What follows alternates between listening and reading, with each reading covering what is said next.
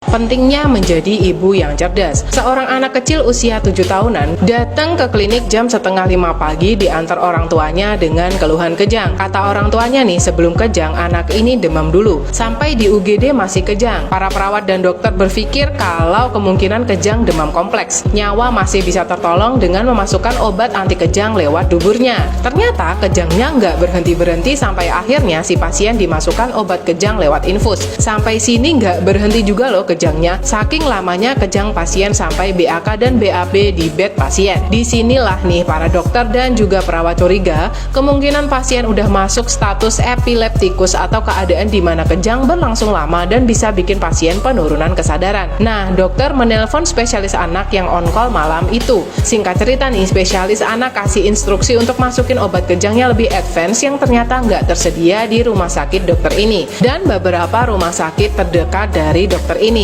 Yang untungnya nih akhirnya dapat juga di rumah sakit lain setelah berjibaku mencari obat kejang itu. Setelah kejang berhenti sesaat, nah dokter nanya nih kepada orang tuanya, riwayat kejangnya bagaimana, awal mula terjadinya kejang dan lain-lain.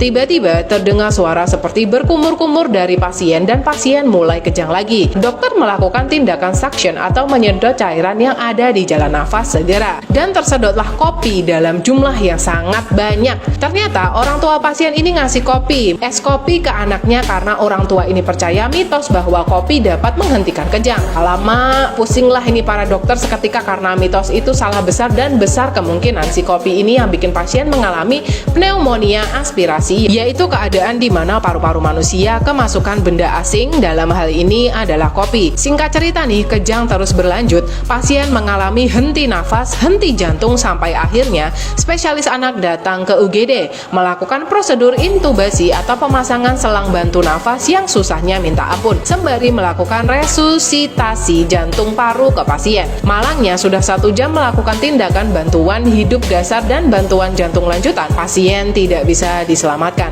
Seandainya orang tua langsung membawa anaknya ke IGD dan tidak memberikan anaknya es kopi ketika kejang, mungkin akan lain ceritanya. Mungkin anak ini bisa selamat. Hikmah yang diambil dari cerita di atas adalah tolong jangan terlalu percaya dengan mitos kesehatan yang tidak terbukti kebenarannya. Hayo para ibu-ibu tolong ya otaknya dicerdasin dikit gitu. Penting banget ya wanita-wanita ini untuk sekolah ya, paling nggak sampai SMA lah, biar kalian itu bisa tahu gitu perbedaan antara mitos dan juga kenyataan. Oke?